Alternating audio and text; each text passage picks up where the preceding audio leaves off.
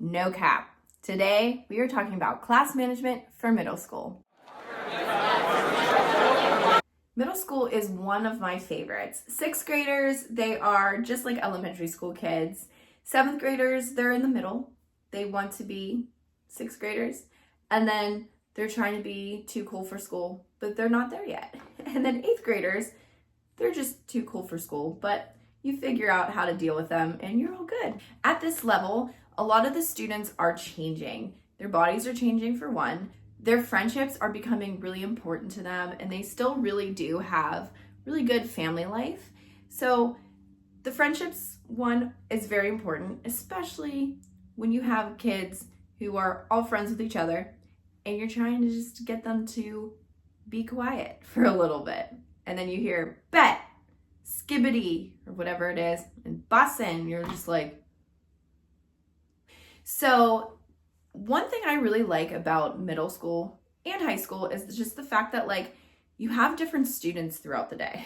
So if one kid drives you absolutely nuts, you're able to just like move on after 40 minutes, or if you have block scheduling, might be more, whatever. But the point is like you get to see different students throughout the day.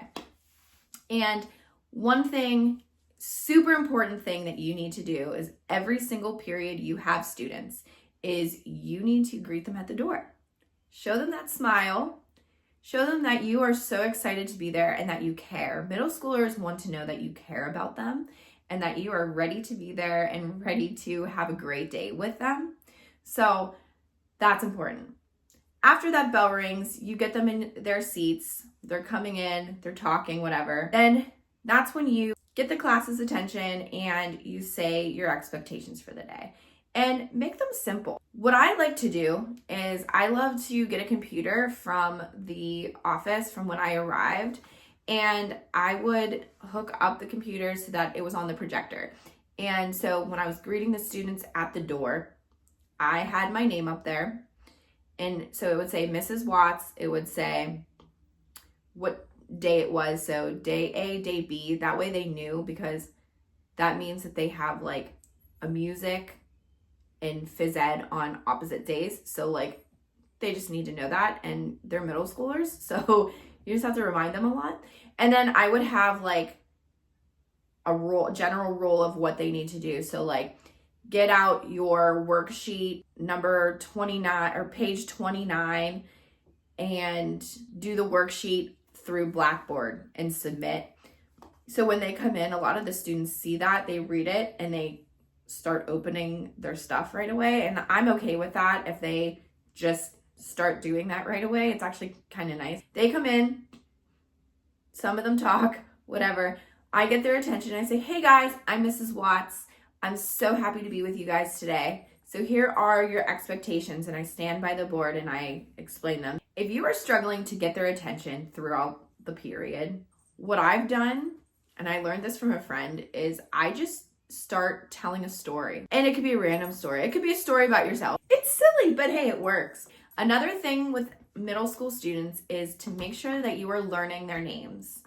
Again, students really just want to feel known and feel like a human being. So definitely try to learn their names as much as possible. All right, positive incentives, and you can also give rewards at the end. So positive incentives, when I was a substitute teacher in Watertown, New York, they had case cash. So it was like if I saw a student doing something well, I would give them this cash. So they also had something called Brain Break. And so they were able to use these case cash, which is like little money things. And the teachers had different things for them. So like they would do like $5 to use your phone during Brain Break. And they could sit and use their phone for 20 minutes.